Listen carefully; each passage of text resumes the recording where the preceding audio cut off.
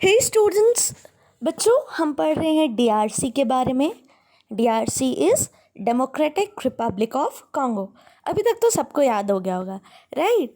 And her lecture start होने से पहले हम क्या बात करते हैं, हम यही बताते हैं आपको कि हमें बेसिकली पढ़ना है इक्वेटोरियल रीजन के बारे में। क्या पढ़ना है? Equatorial region. अब इक्वेटोरियल रीजन क्या होता है बच्चों? आपने ट्रॉपिक्स पढ़े हैं, ठीक है। जो इक्वेटर होता है उसके ऊपर एक होता है ट्रॉपिक ऑफ कैंसर एंड उसके नीचे होता है ट्रॉपिक ऑफ कैप्रिकॉर्न। इन दोनों ट्रॉपिक्स के बीच में जितनी भी जगह होती है उसको हम इक्वेटोरियल रीजन कहते हैं। एंड इन रीजन में क्या होता है, कैसा क्लाइमेट होता है, अभी हमने कल ही पढ़ा है तो आपको पता होगा। क्लाइमेट हॉट होता है, वेट होता है, 4 o'clock रेनफॉल होती है हर शाम को, है ना।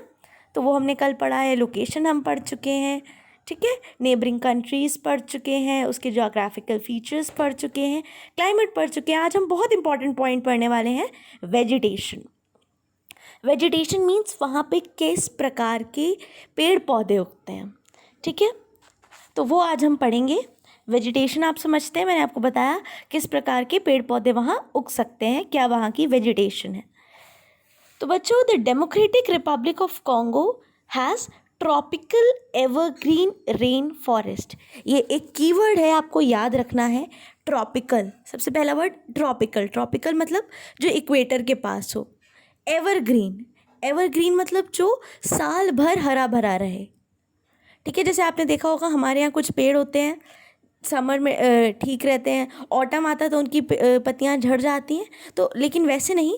एवरग्रीन ट्रीज कौन होते हैं? जो साल भर हरे भरे रहें, ठीक है, एवरग्रीन। एंड रेन फॉरेस्ट क्या होता है? वो फॉरेस्ट जिनको रेन पालती है।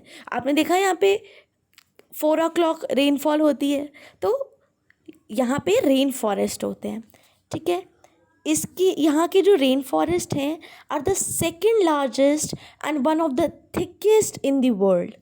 जो Democratic Republic of Congo DRC के रेन फॉरेस्ट हैं वो क्या ऐसे हैं?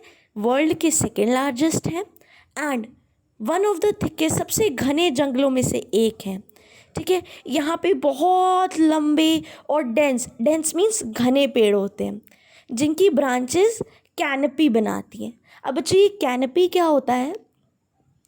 इसमें क्या होता है, जो बहुत बड़े पेड़ होते हैं उनकी जो लीव्स होती हैं ऊपर में जाके मिलके एक अम्ब्रेला जैसा स्ट्रक्चर बनाती हैं।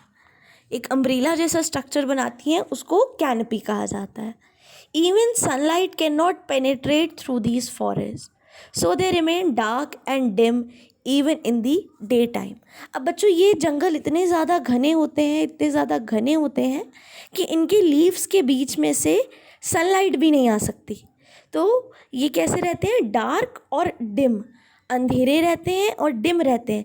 इसके अलावा बच्चों, आप जब इनका फ्लोर टच करोगे तो वो कैसा होगा? डैम्प होगा। डैम्प मतलब गीला गीला इनका फ्लोर होता है। क्यों? क्योंकि सनलाइट इनके फ्लोर तक पहुंच नहीं पाती, तो इनका फ्लोर कैसा होता है? डैम्प होता है। ये पॉइंट एक्स्ट्रा है आपकी जानकारी के लिए। The south and south west area of democratic Republic of Congo is covered with grasslands. अब डीआरसी में हमने किसकी बात कर ली? फॉरेस्ट की बात कर ली। फॉरेस्ट कैसे थे हमारे?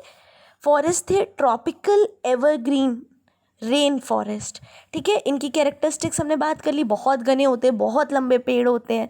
वन ऑफ द जो सेकेंड लार्जेस्ट फॉरेस्ट है, one of the thickest forest है। इनकी पत्तियां कैनपी बनाती हैं, इतने घने होते हैं कि सनलाइट भी नहीं पहुंच सकती, इसलिए डार्क एंड डिम रहते हैं। इसके अलावा बच्चों, ग्रासलैंड्स की बात करें तो साउथ और साउथ वेस्ट पार्ट में ग्रासलैंड्स होते हैं। ग्रासलैंड्स क्या होते हैं? नॉर्मल एरियाज जहाँ पे नॉर्मल ग्रास उगती है, ठीक है, उन्हें ग्रासलैंड्स कहते हैं। अब बच्चों, नेक्स्ट बात करते हैं वाइल्ड लाइफ। किसी भी प्लेस को समझने के लिए उसकी वाइल्ड लाइफ को समझना भी बहुत ज़रूरी है। तो यहाँ पे जो इम्पॉर्टेंट स्पीशीज़, इम्पॉर्टेंट प्रजातियाँ पाई जाती हैं वो कौन कौन सी हैं? Monkeys, chimpanzees, gorillas, pythons. Pythons जानते हो आप? स्नेक्स की एक category. Pythons, lions, crocodiles, rhinos and hippopotamus are found in the forest and grasslands of DRC। ठीक है बच्चों, आज हम अपना डिस्कशन यहीं तक रखेंगे। कल बर्ड्स के बारे में बात करेंगे। आपका असाइनमेंट है, आपको बताना है कि why do why do the forest of DRC remain dark and dim? क्या बताओगे आप? Even sunlight can not penetrate through the forest, so they remain dark and dim even in the day time.